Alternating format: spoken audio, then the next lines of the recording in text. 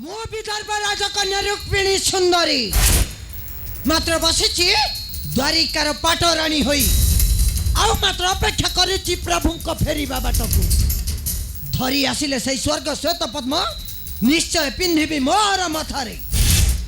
आउ सार्थक होइबा मोहर पाटराणी पनिया कर्म रेखा विधान एक विभांतर पथरे मा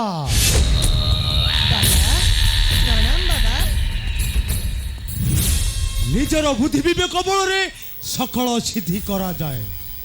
पुराण पोथी परा लेखा अछि कर्म ही उपासना आउ कर्तव्य ही ईश्वर एमानकु निज शक्ति बल रे संपादना करि पारिले फलटा निश्चय मिलिबो। अवश्य बाबा केवल आपरंक पाइछि मु पाटराणी र आसन न मानिबी काहाको स्वर्ग मर्त्य पाताल भुवन कारण जानिचंती बाबा मो स्वामी श्री कृष्ण भगवान वृथा वृथा तुम मनर कल्पना रुक्मिणी बाबा कर कपाल रे तुमर लेखा नहीं पिंधिया पाई श्वेत पद्म पुष्प हेले बाबा थकी गल तुमे दुनिया दांडरे बाबा आउ शेषरे शरण मागिबो जाई सेई सत्य भमा पाद तले माने आउ मो कथा मान अरे मो साथी रे चली आसो आमे चली जीवा से स्वर्गपुर को हाँ हाँ निश्चय अच्छा अच्छा चलंतु चलंतु तू धरी नहीं छो रुक्मिणी सुंदरी उठाए अहंकारी कथा रे वशावृत्ति होई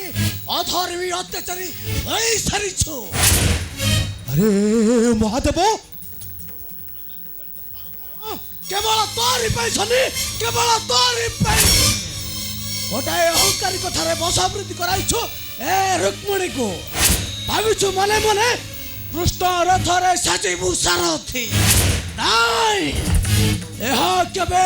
नहीं बो संभव हे भोलनाथ शिव ओ ग्रह राज शनि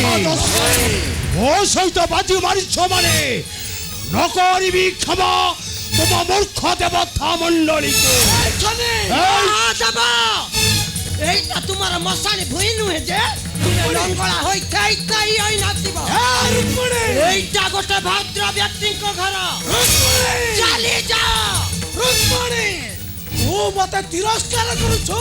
अपेक्षा कर दिन आसीब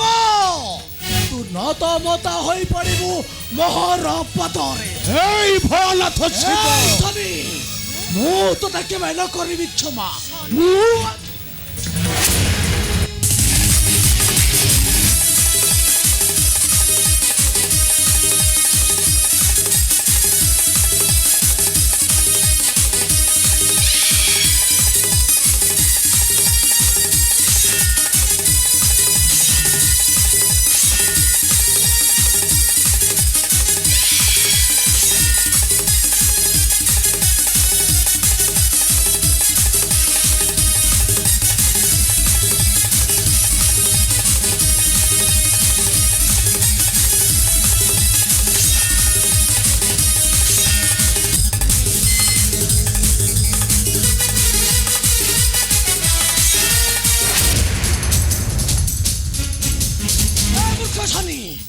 कहीं गला तोर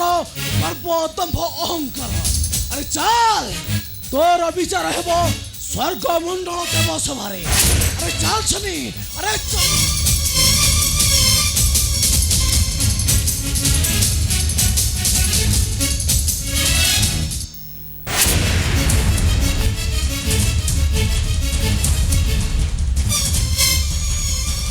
तामने ये मो पिता को बंधु रूपे रही आसीथिले सीए हेउचंती ग्रह राज शनि नहीं निश्चय निश्चय जीवी सही इंद्रप्रस्थ को आ निश्चय छड़ाई आनिबी से स्वर्गर श्वेत पद्म फूल आ देखिबी राज मेछि सत्यभामा किपरि तू पाटरानी आसन नेबु